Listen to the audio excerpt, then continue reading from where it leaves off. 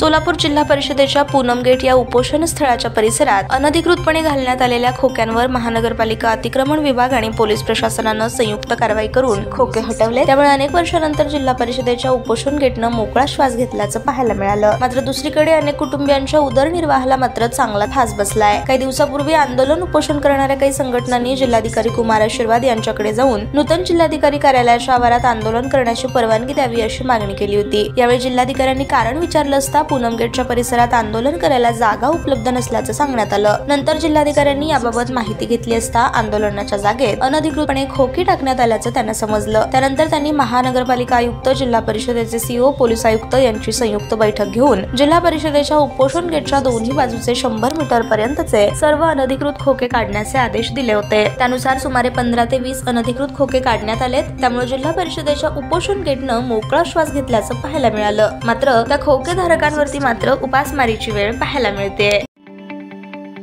ताज्या बातम्या पाहण्यासाठी प्राईम महाराष्ट्र न्यूज चॅनलला सबस्क्राईब करा।